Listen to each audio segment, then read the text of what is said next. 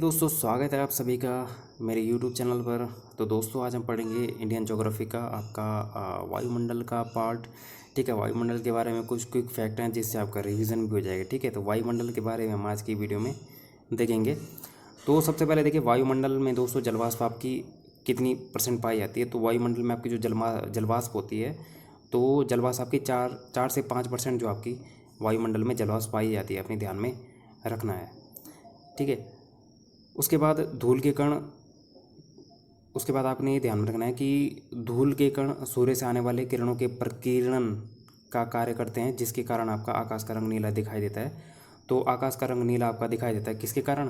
प्रकीर्णन के कारण। ठीक है, हमारी वायुमंडल में धूल के कण होते हैं, ठीक है, बहुत सारे। सूर्य यहाँ पर होता है ऊपर, तो जब इसका प्रकाश आता है तो इन किरण छोटे छोटे जो आपके धूल कण होते हैं इन पर टकराते हैं, और यहाँ से इस प्रकार प्रकाश का जो है प्रकीर्णन आपका हो जाता है इन धूल कणों से टकरा के, जिसके कारण आपका आकाश का रंग नीला दिखाई देता है। वायुमंडल का औसत तापमान आपका कितना होता है? तो 280 के आपका वायुमंडल का औसत तापमान होता है। ओजोन वायुमंडल में बहुत कम मात्रा में पाई जाती है। जो ओजोन परत होती है आपकी वायुमंडल में बहुत कम मात्रा में पाई जाती है, किंतु सूर्य से आने वाली पराबैंगनी किरणों, जो अल्ट्रावायलेट किरणें होती है आपकी, उनको अवशोषित कर लेती है ओजोन परत, जिससे ये हमारी अर्थ की रक्षा करती है। ठीक है, जिससे अल्ट्रावायलेट रेंज जो आपकी धरातल पर नहीं पहुंच पाती हैं।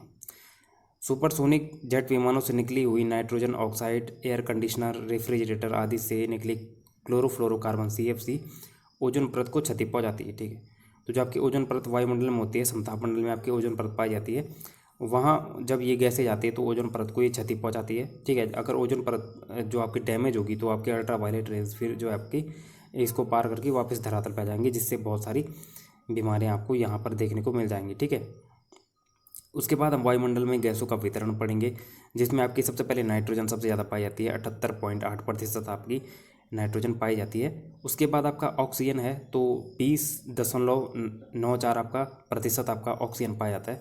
फिर आपका आर्गन पाया जाता है 0.93%। फिर आपका कार्बन डाइऑक्साइड पाया जाता है 0.36%। और फिर आपका हाइड्रोजन पाया जाता है 0.00005%। तो इन गैसों की मात्रा का आपका प्रतिशत ध्यान में रखना है, और साथ ही साथ आपने इनका क्रम याद रखना है। ठीक है, सबसे पहले नाइट्रोजन है, फिर आपका ऑक्सीजन है, फिर आपका आर्गन है, फिर कार्बन डाइऑक्साइड है। टॉप 4 आपको ध्यान में रखने हैं।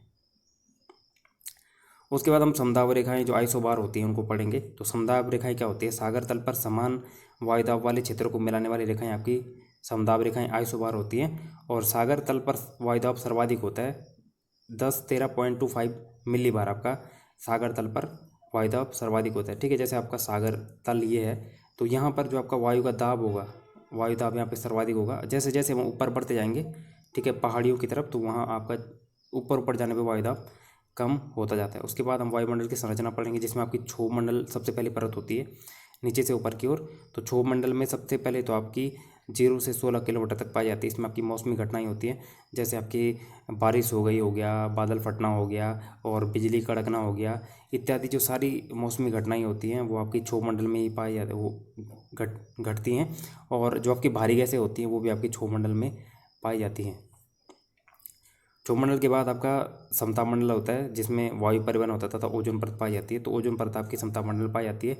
वायु परिवहन समताप मंडल में होता है, इसलिए क्योंकि समताप मंडल में किसी भी प्रकार की आपकी मौसमी घटनाएं नहीं होती है, इसलिए वहाँ वायुयान उड़ाने के लिए आदर्श दशाएं पाई जाती हैं। ठीक है, और साथ ही साथ ओजोन परत वहाँ पाई जाती है। उसके बाद आपका मध्यमंडल हो जाता है। तो मध्यमंडल में आपका ऊंचाई के साथ तापमान में गिरावट आती है।